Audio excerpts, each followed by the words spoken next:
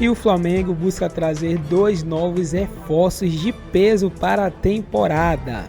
Acho que é um dos poucos clubes que não dá para priorizar uma competição. Eu acho que a Libertadores é um campeonato muito interessante, mas tem um elenco de muita qualidade que dá para lutar por todas as competições. Para essa estreia na Libertadores. E que o Flamengo também chega com muita moral, né? O Flamengo tem um início de temporada excelente, um time que não leva gol, um time que vai passando pelos seus adversários. Acho que o Flamengo chega como o grande favorito dessa competição. A abordagem do jogo é o Flamengo mesmo fora de casa, mesmo com altitude, mesmo contra um time que está motivado, é o Flamengo jogando e o outro se defendendo. O que eu estou querendo dizer com isso? Possivelmente, mesmo jogando fora de casa, o Flamengo vai ser o time que vai, assim, chega para lá que eu vou jogar aqui no seu campo, defenda-se, se vire para tentar atacar. Então fala galera, beleza? Vamos aqui para mais um vídeo, vamos para as últimas informações do Flamengo. Veremos primeiro aqui um pouco ainda da repercussão, né, de Flamengo 3-0 sobre o Nova Iguaçu pela final do Campeonato Carioca. Veremos também a preparação para a Libertadores, que já é amanhã, hein? O Flamengo vai enfrentar amanhã o Milionários lá na altitude, e nós veremos também notícias sobre reforços. O mercado da bola tem 2 possíveis novos reforços aí de peso no Flamengo, que pode tornar esse time ainda mais galáctico, hein? Então fica até o final do vídeo para você não perder nenhuma novidade que nós vamos trazer aqui. Então deixamos aqui os créditos para o Jogo Aberto, para a ESPN, tudo na descrição, e pedimos a você que nos apoie, deixando o seu like, se inscrevendo, ativando o sino, deixando bastante like, galera. Compartilha aí para aquele seu amigo flamenguista, comenta bastante, e vamos agora acompanhar as últimas informações do Flamengo. Vamos aí. Agora, Dedê, vamos falar um pouquinho desse jogo do Flamengo, 3-0, um placar bem tranquilo e mais uma boa atuação do time do Tite. Mais uma boa atuação do time do Tite, assim, já vem jogando futebol, um bom futebol há um bom tempo. Eu lembro que no começo do trabalho do Tite, Leirão, as pessoas falavam que o time não jogava bem e não conseguia plasticamente jogar do jeito que o torcedor gosta, né? Até pela qualidade que o time do Flamengo tem. Encontrou um Nova Iguaçu, acho que sentiu um pouco o nervosismo de jogar contra um Flamengo, uma decisão de campeonato carioca. Aí vem um pênalti, e aí, se você me permitir, eu achei que não foi pênalti. Acho que ele teve o contato, ele caiu muito depois do lance. Não sei se foi suficiente, mas enfim, eu acho que dá para discutir essa penalidade. E aí, a partir do momento que o Pedro converte, abre o placar, o Nova Iguaçu não conseguiu em nenhum momento ter o controle do jogo. Um elogio ao Flamengo, que é o comprometimento, que é a seriedade dos jogadores enfrentando um time de menor expressão, mas com muito respeito. Foi um jogo bem movimentado por parte do Flamengo, Loirão. Aliás, eu quero destacar o Pedro, porque ele não foi convocado pelo Dorival Júnior agora na data FIFA, e é um jogador que está sempre no radar, que está sempre querendo fazer gols, mostrando competência. É um dos melhores atacantes aqui, atuando no Brasil. E no jogo do final de semana, ele arrebentou, não apenas pelos gols, mas fez o gol de 13 mil, número 13 mil do Flamengo na história, e é o artilheiro da competição. E não tenha dúvida, Loirão, que o sistema que o Tite utiliza, o De La Cruz, o Arrascaeta, o Everton Cebolinha, que a gente está vendo na imagem, às vezes o Luiz Araújo por um lado, o Ayrton Lucas, que está toda hora dando opção de linha de fundo e tudo mais. Então é muito volume de jogo pelos lados do campo, é muita criação no meio de campo.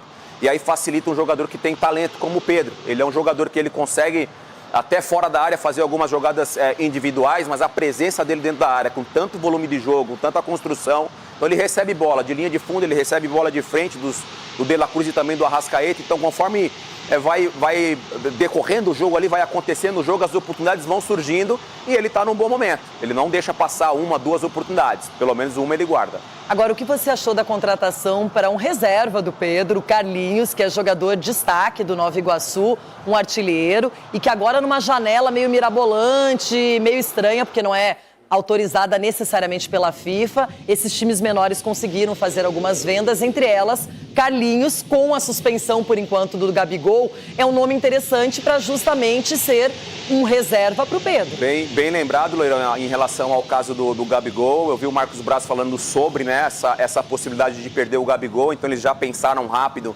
e contrataram o Carlinhos para ser ali uma espécie de substituto do Pedro. Até tem a mesma característica, né? Uma boa estatura, um jogador que tem qualidade ali dentro da área, pode ser essa referência. Então tem que parabenizar a diretoria que pensou rápido em relação a esse possível problema que o Gabigol pode ter, né? De não de não jogar mais durante esse longo período. Então o Flamengo foi inteligente, e esses clubes menores, quando disputam os estaduais, normalmente o segundo semestre você vê muitos jogadores atuando por clubes, enfim, de Série B, Série A, que agora é o caso, que vai ser o caso do Carlinhos. E ele sai da Série D, que seria o destino do Nova Iguaçu, para jogar com o Flamengo. Agora a pergunta que eu faço é outra, uma vantagem super expressiva, 3-0, mas tem o jogo na Colômbia contra o Milionários pela Libertadores, estreia na competição e depois o outro jogo final. Isso pode atrapalhar, pode tirar o foco do Flamengo? Acho que não, Loirão. Ouvindo a coletiva do Tite, falando da seriedade, eu acabei de citar aqui o comportamento que o Flamengo teve diante do Nova Iguaçu, sem dar nenhuma oportunidade para o adversário. Acho que deve jogar com o time principal em Libertadores nessa estreia, que para muitos clubes começa praticamente a temporada, e para o final de semana também ele vai entrar com força total para segurar o título carioca. Olha, tem muita coisa para o Flamengo, tem Copa do Brasil, tem o próprio Campeonato Brasileiro e a Libertadores. Será que tem algum objetivo principal na cabeça do Tite?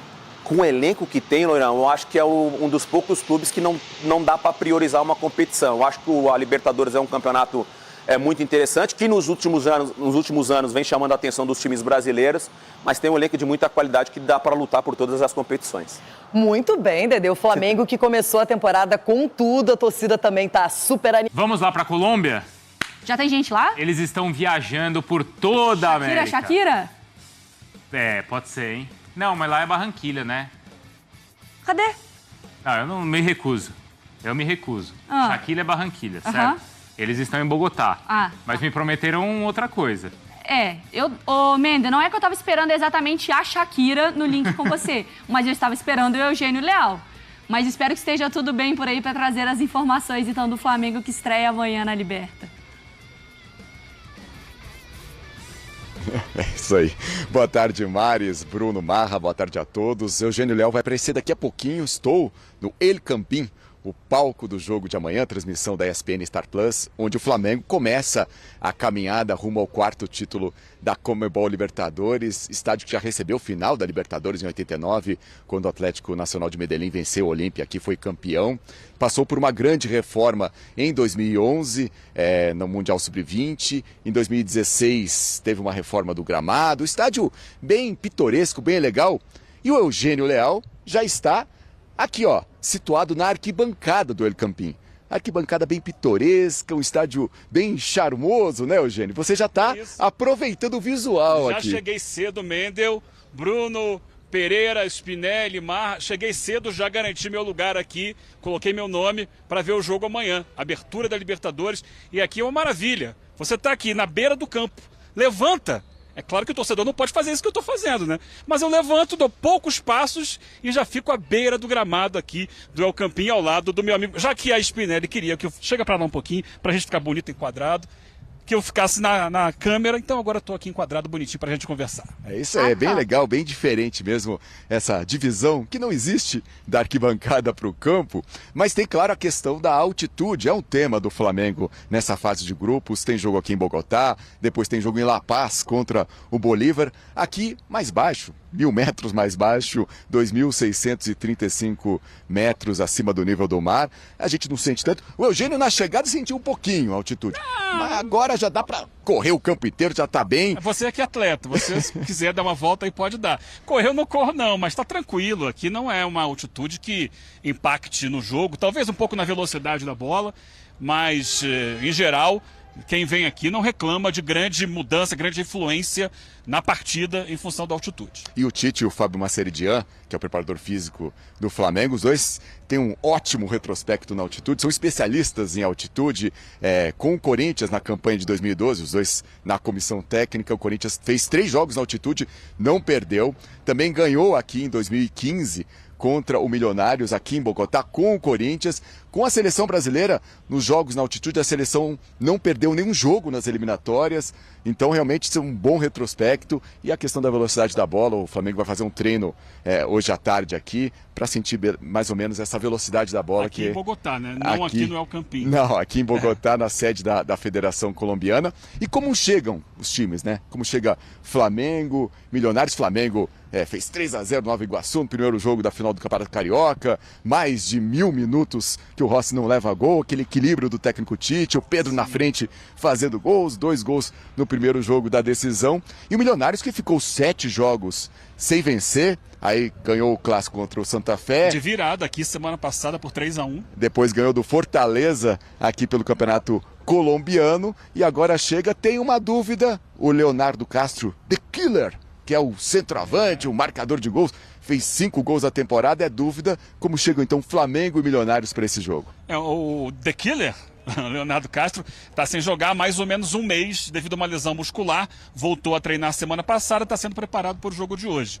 O Milionário chega revigorado pela última semana, por essas 2 vitórias que você citou. O ambiente antes era ruim, se cogitava até a possibilidade de troca no comando da comissão técnica. O Alberto Gameiro está aqui desde 2020. É um trabalho de longo prazo, então era um momento difícil, mas são 2 vitórias, o time volta a ter chance de classificação no Campeonato Colombiano e chega com muita moral para essa estreia na Libertadores. E o Flamengo também chega com muita moral, né? O Flamengo tem um início de temporada excelente, um time que não leva gol, um time que vai passando pelos seus adversários. Acho que o maior teste do Flamengo foi o Fluminense, ele passou bem pelo Fluminense e chega para essa Libertadores para apagar aquela imagem ruim do ano passado, quando o time, inclusive na estreia, foi derrotado pelo Alcas fora de casa e depois eliminado pelo Olímpia nas oitavas de final. Acho que o Flamengo chega como o grande favorito dessa competição. Para devolver aí para o estúdio, vocês falavam sobre a Shakira, o Flamengo tem um reforço para esse jogo. E é uma outra artista colombiana, a Karol G. Vocês devem estar acompanhando aqui ao fundo, ó. São as obras do palco do show da Karol G, que vai acontecer aqui no El Campín neste sábado. Com isso, a capacidade do estádio foi reduzida, normalmente 32 mil torcedores para 24 mil torcedores. Então ajuda o Flamengo, terá menos torcida do Milionários aqui. Até se colocou em dúvida a realização do jogo aqui, mas a Conmebol confirmou o jogo para ser realizado no El Campín, mesmo com o show da Karol G, que pelo que eu pesquisei aqui, o grande hit dela, não sei se a Mari concorda, é Pineapple. A Mari conhece, eu não conheço. Ela que pode falar com total propriedade sobre a Karol G. Só sobre esse detalhe, né? O jogo é na terça-feira por isso também. Pelo show, eles quiseram mais cedo para poder aprontar o estádio todo para o show de sábado. A hora graças a Karol G. A mala, porra. Se não tivesse enfatizado, esse é o refrão? Eu teria percebido. Essa parte é o refrão? Sem ênfase. Tusa, da Karol G. Repete o refrão. Só o refrão. A hora sou eu na tica Agora mala. só vocês. Isso. Fala isso. Não posso falar.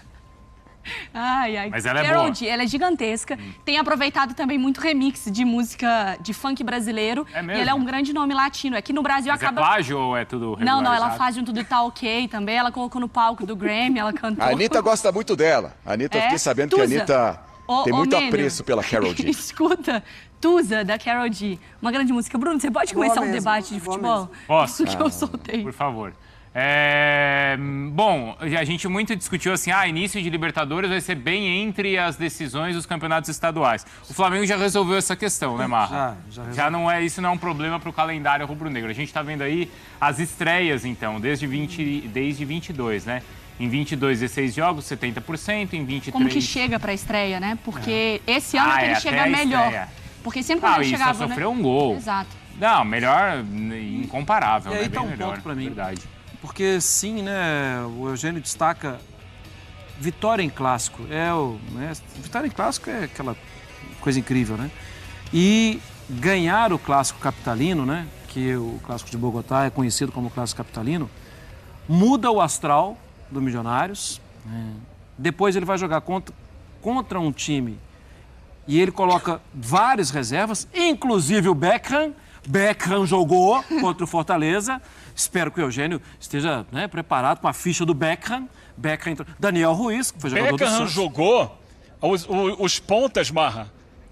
Os pontas eram, de um lado, Emerson Rivaldo, o Emerson Rodrigues, é homenagem dupla a jogadores brasileiros. Do outro lado, o Beckham David. Foram os 2 pontas no sábado, o time misto que venceu o Fortaleza. Beckham jogou. Então, mas para mim, se você observar até, porque eu acho que, entendo assim, como você vai abordar um estudo para esse jogo? Você tem que... Contra quem o Milionário jogou que dá para fazer uma semelhança do que o Flamengo? Com o Santa Fé. É bem diferente Flamengo e Santa Fé, mas é o clássico, é onde... E olha, ganhou o jogo... Beckham é banco, então, mas, né? Beckham é banco. Ganhou o jogo, mas foram poucas finalizações. O time teve um pouquinho mais de posse de bola, mas não foi tanto assim. O que eu estou querendo dizer com isso? Possivelmente, mesmo jogando fora de casa, o Flamengo vai ser o time que vai... Assim, chega para lá que eu vou jogar aqui no seu campo, defenda-se, se vire para tentar atacar. Eu não sei se eu estou sonhando muito, mas acho que é mais ou menos isso, essa a abordagem do jogo. É o Flamengo mesmo fora de casa, mesmo com altitude, mesmo contra um time que está motivado, é o Flamengo jogando e o outro se defendendo. Até pelo discurso do Tite, né, na entrevista após a vitória contra o Nova Iguaçu, que ele fala muito sobre o próximo jogo é sempre o mais importante, quando ele é questionado se vai poupar ou não. Então, assim, porque ele sabe que o próximo passo é o que vai determinar o outro passo, que vai determinar o que o time vai fazer durante toda a temporada. Por isso a gente imagina, talvez não imagine que você esteja louco, Mário Marra, que faz sentido, né? E assim, dentro das características do Flamengo e na condição de melhor, né? O Eugênio chamou? Sim. Pode falar. Eu chamei só para completar o que o Marra falou. Desculpa, Pereira. O estilo do Milionários, sob o comando do Alberto Gameiro, não é de um time defensivo, que joga na retranca para contra-ataque, não. É uma proposta de jogar com a bola, de trabalhar, tem jogadores de qualidade no meio de campo, de troca de passe, de aproximação pelo lado. Claro que de vez em quando tem uma bola um pouco mais longa, mas não é o time que está acostumado a jogar lá atrás para tentar contra-ataque. Pode até eventualmente fazer isso. E isso, de certa forma, pode ser bom até para o Flamengo, né? Porque ele vai ter mais espaço num time que não é tão preocupado, joga com uma linha de defesa alta, muitas vezes, que isso pode favorecer também o Flamengo. Só para complementar. Não, mas aí, né, rapidinho, assim, é exatamente isso. Assim. Se a disputa eu vou pressionar você, eu vou me impor, o meu estilo de jogo vai prevalecer, o Flamengo vai prevalecer. Claro. O Flamengo é melhor. Com qualquer time que ele entra. Independentemente, Mário? Eu acho que sim, É um Flamengo com muita qualidade e ainda mais esse Flamengo do Tite, né? A gente já levantou dúvidas sobre outros Flamengos de temporada passada. Esse Flamengo, ele tem muita convicção no trabalho. Ô Mendel, como é que foi discutido aí nos últimos dias a questão da renovação do contrato do Gabigol no meio de toda a discussão também jurídica envolvendo o doping? Ou o problema, né, de não ter cumprido os protocolos no exame antidoping? Exatamente, Gabigol é desfalque, né? Tem essa punição, adiaram essa renovação de contrato do Gabigol. O Marcos Braz, até depois do jogo contra o Nova Iguaçu, falou um pouco sobre a situação do Gabigol, conversou com ele, que dentro do possível o Gabigol está bem, treinando por conta, porque também não pode treinar nas instalações do Flamengo. E ele, de certa forma, dizendo que o Gabigol errou, mas apoiando o jogador, dando uma palavra de apoio. A torcida do Flamengo também, né, no jogo contra o Nova Iguaçu, levou faixas, cantou o nome do Gabigol, tem esse apoio todo ao Gabigol, que desfalca o Flamengo nesse jogo importante. Na estreia, vocês falavam sobre o Tite que volta, né, a disputar um jogo de Conmebol Libertadores, o último jogo dele, 2016, 4 de maio de 2016, com o Corinthians, empate 2-2 contra o Nacional, gols do Corinthians, Luca e Marquinhos Gabriel. Fiz um levantamento do Tite que volta à Libertadores. Pela Libertadores, o Tite tem 35 vitórias, 17 empates, 13 derrotas, são muitos jogos aí do Tite em Conmebol Libertadores, já foi campeão, então é um recomeço para ele também. Esse jogo é importante também para o Tite voltar à Libertadores. Nesse momento vem trabalhando desde o fim do ano passado com o Flamengo, essa caminhada que, claro, é um dos grandes objetivos do Flamengo na temporada. Com certeza, com toda certeza, né? Prioridade para a Libertadores. O Tite conhece muito bem a competição e vai chegar forte. O Tite, que já tinha barrado por conta própria, né, o Gabigol, né? Voltando ao assunto anterior, ele já tinha meio que deixado o Gabigol fora. Desde que ele chegou, o Gabigol, isso já no ano passado, o Gabigol perdeu espaço no Flamengo. Essa é uma questão, porque com essa punição, ele já não é titular. Olha só o momento ruim dele. Já não é titular, é punido. Pelo menos um ano fora. A não ser que o Tais possa diminuir essa pena, o que não é muito provável que aconteça. E aí você vai negociar como uma renovação de contrato. Então o Landim está falando em negociar só ano que vem. Espera ano que vem para ver o que acontece, para lá, é claro, negociar em outros valores, né? Em outras bases. Isso vai ser muito ruim para o Gabigol. O que o Flamengo poderia fazer também era interromper o contrato agora, deixar de pagar, ele pode fazer isso, e quando acabar a punição, pegar esses meses que faltam do contrato e aproveitar no ano que vem. Acho que não vai fazer isso, acho que vai continuar pagando o Gabigol mesmo, o suspenso, e ano que vem ver o que faz. E até assim, comparando em outras modalidades esportivas, isso que aconteceu já seria motivo para uma rescisão de contrato. Porque por pressão dos patrocinadores, isso, aliás, já seria até previsto, né, em um contrato inicial, que se o protocolo não for cumprido pelo atleta, o contrato é automaticamente rescindido. O futebol tem uma cultura um pouco diferente, né, no combate ao doping. É normal que os clubes eles estejam sempre ao lado do jogador, do atleta. E aí, claro, o Flamengo tem que fazer isso, tem que tentar passar agora no próximo julgamento no tribunal que o Gabigol sim cumpriu todo o procedimento. Argumentar que, mas o exame depois deu positivo, isso daí não vai adiantar de nada. Sim. Não vai servir. A questão é como o protocolo foi ou não cumprido. Mais de comportamento nesse sentido. Dupla, a gente precisa encerrar o esporte. E o Flamengo segue buscando novas peças para se reforçar. O time rubro-negro já conta com um time galáctico, mas ainda assim busca mais jogadores com grande talento para aperfeiçoar ainda mais o seu elenco. E dessa vez tem 2 nomes que, segundo o site, o Flamengo já se encontra negociando e as tratativas estão bem avançadas. Se trata do lateral esquerdo Enzo Dias do River Plate, de 28 anos. Segundo informações do portal El Craque Deportivo, o interesse do Flamengo em Enzo Dias já é do conhecimento do River Plate, que busca se assegurar para não perder 2 jogadores importantes simultaneamente. O vínculo atual do jogador é válido até o final de 2025 e sua multa rescisória gira em torno de 15 milhões de dólares. E outro jogador que também está na mira do Flamengo é o Renier, que foi uma revelação do Mengão, que foi vendido ao Real Madrid em 2019. O jogador não se adaptou ao futebol europeu e atualmente joga em um time pequeno da Itália. O contrato dele com o Real Madrid vai até 2025 e o Flamengo planeja uma oferta por empréstimo junto ao Real Madrid para repatriar novamente o jogador Renier no meio do ano. Mas e aí, você aprova a contratação do Enzo Dias e do Renier? Deixa aí nos comentários. Então galera, esse foi o vídeo aí. Se você curtiu, deixe seu like, se inscreve no canal, ativa o sino, seu comentário de tudo que você achou aí. Preparação do Flamengo para Libertadores, né? Flamengo inicia amanhã a sua jornada em um campeonato que com certeza o Tite deve buscar, viu? O Tite deve querer trazer a Libertadores e esse time tá muito forte. É um dos grandes favoritos, se não o principal favorito, né? É o Flamengo pelo time que tem, né? Pelo equilíbrio que se encontra agora, mas não é fácil. Terá pela frente aí muitos grandes oponentes que podem fazer frente sim ao Flamengo para poder lutar por esse título, mas o Flamengo tem totais condições. Se esse time continuar assim, focado, arrumado, empenhado, unido, vai ser muito difícil para esse Flamengo e ele deve sim, né? Se jogar esse bom futebol assim, dessa maneira, se não tiver perdas importantes durante a temporada, o Flamengo pode sim ser campeão da Libertadores, viu? Pode sim. E sobre os novos reforços, possíveis novos reforços, que é que vocês acharam, né? Outro lateral esquerdo, tem muita gente falando, mas para que lateral esquerda, né? Precisa de lateral direito. Mas gente, tem que lembrar que esse ano tem Copa América, né? Copa América que o Vinha com certeza vai. O Ayrton Lucas já foi, no caso, convocado nessa última data FIFA que teve, né, para os amistosos. Então a chance dele ser convocado de novo para a Copa América é muito grande. Ainda mais se durante a temporada ele continuar jogando muito bem. Então ele pode ser convocado. E pense, se forem convocados os 2 laterais esquerdos do Flamengo, quem é que vai ficar? Não vai ter ninguém, né?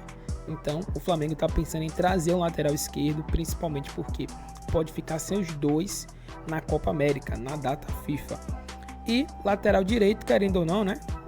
Tem o Varela que sempre é convocado e tal, mas sobra o Wesley. Então o Flamengo também está empenhado em trazer um lateral direito, mas não sei se exatamente para agora. Tá mais pro meio do ano. Se caso não conseguir trazer nenhum lateral direito, o Flamengo teria que se virar, né, durante aí as datas FIFA com o Wesley ou com algum lateral direito da base. Teria que ser o caso para o Flamengo, né, fazer isso. Mas lateral esquerdo está sendo, por hora, né, no caso, né, mais importante porque se precisa disso. E sobre o Renier, é uma oportunidade, é um jogador que tem uma história no Flamengo, né? Um jogador que não conseguiu se adaptar ao futebol europeu, não jogou bem no Real Madrid, foi sempre emprestado, então ele tem até uma certa experiência, né? Que pode ser bom pro Flamengo. Mas é interesse dele voltar pro Brasil, né? Principalmente pro Flamengo, que é o time do coração dele. E aí o Flamengo vai buscar essa oportunidade, mas não quer de início contratar. O Flamengo, né, tá sendo muito cauteloso e quer primeiro empréstimo, né? Empréstimo para ver como que vai ser o rendimento dele aqui, para depois pensar em contratar o Renier. Mas você aprova essas contratações? Deixa aí nos comentários. Nós estamos juntos e até o próximo vídeo.